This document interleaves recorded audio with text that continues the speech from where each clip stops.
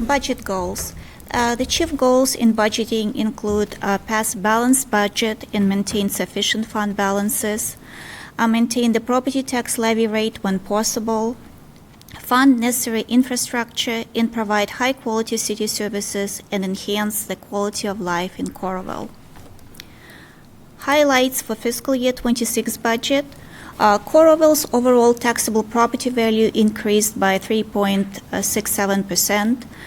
Under new state legislature system, a 1% limitation factor was applied, resulting in an adjusted revenue growth of 2.65%.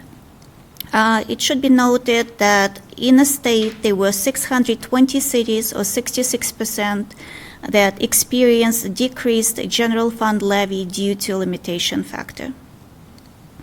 Property tax levy rate for fiscal year 26 will be $14.53 rounded per $1,000 of taxable valuation. This is a decrease of 2 cents compared to prior fiscal year, where we had the rate of $14.55 rounded.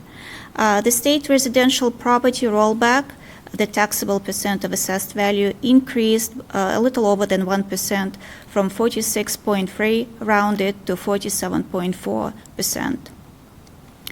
The property tax amount reflected in this budget it reflects both the low city tax rate and the higher state residential property rollback percentage. Challenges for fiscal year 26 budget. Generally rising costs, planning for future needs. Replacement tax backfill payments will be phased out for fiscal year 29, and every year we'll be getting smaller amounts in replacement tax, and also uncertainty surrounding proposed new legislature. Property in Iowa is grouped into different classes, each with varying taxing procedures: residential, commercial, industrial, agricultural, utilities. Assessment limitation called rollback imposed on each class to help cushion the impact of high inflation and significant shifts between classes. As noted, for fiscal year 26, both residential and agricultural rollback increased. Residential increased to 47.4 from prior fiscal year. Commercial and industrial stayed the same as prior fiscal year at 90%, for the first $150,000 subject to residential rollback. Looking at a state rollback history, we can see that residential and as well as other rollback has been up and down throughout the years.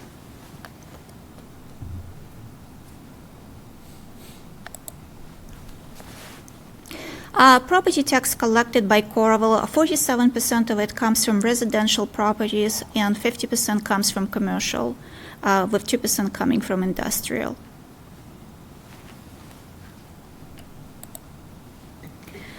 Looking at the impact on residential property, even though the city tax rate decreased, property owners will see an increase in their taxes due to the higher state rollback. For 100,000 residential property valued at $100,000, that increase will be $14.76. A similar situation will be for commercial property. Looking at commercial property valued at $500,000, that increase will be $14.97.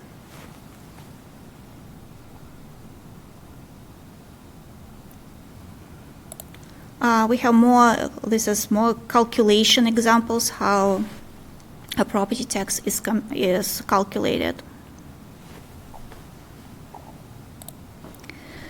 Coralville tax is only a portion of overall property tax obligation. Coralville accounts for 37% of overall property tax. This is estimation at this time, and with 41% going to Iowa City School District, 17% Johnson County, and we have several others as well.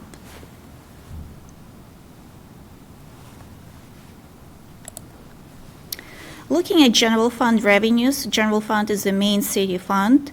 Revenues are projected to be at $34.5 million. This is 2.7% increase from prior fiscal year.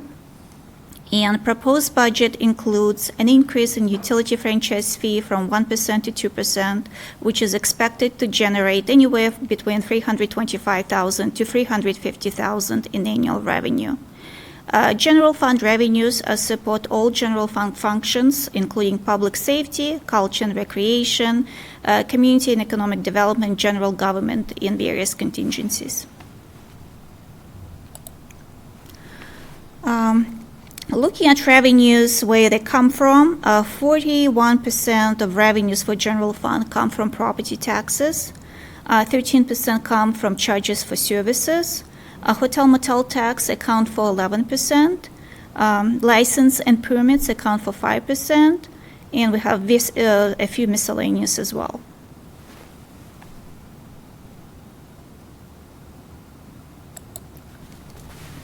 General fund expenditures projected to be at $34.5 million, which is a 3% increase from fiscal year 25.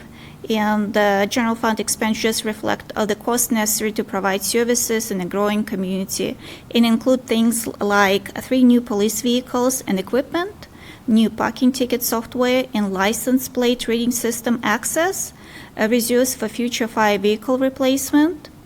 Also includes expansion of part-time EL position to full-time, which will be funded through a grant and library board contribution, increase in the library materials budget in response to rising prices, public laptops replacement, and increased repairs and maintenance as buildings continue to age.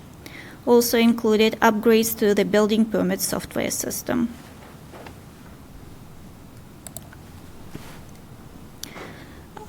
Parks and recreations account for 30% of all the general fund expenditures. 25% police, fire, and animal control account for 25%. Library, museum account for 12% of expenditures. Engineering, planning, and zoning 4%. Administration, finance, legal, HR, and insurance included account for 11%. A road use tax fund, which is one of the special revenue funds.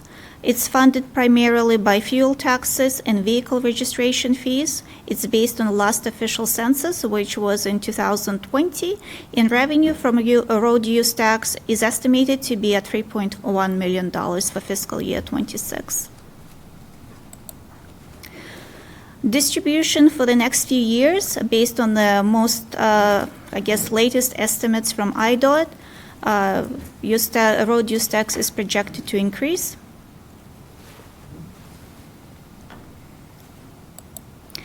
Road use tax is used to fund such areas as roadway maintenance, snow removal, traffic safety, street lights, engineering, streets cleaning. Enterprise funds. Supported through specific business type activities, each fund establishes user rates to sustain current and long-term operations. Fiscal year 26 budget, overall total budget for enterprise funds will be just over $40 million.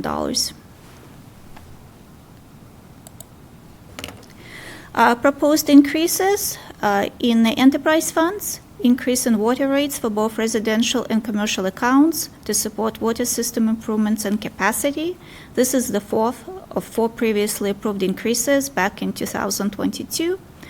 Yard waste bag fee increase from $1 to $1.50, and annual yard waste sticker fee increase from $25 to $40. Also, increase in overnight and continuous parking fee from $8 to $10 at both the North Ramp and South Lot, as well as increase in park and ride fee from $50 to $55 per month. Once approved, the budget will need to be filed with Johnson County auditor and the state prior to April 30th, and it will become available in effect July 1st, 2025 through the end of June 2026.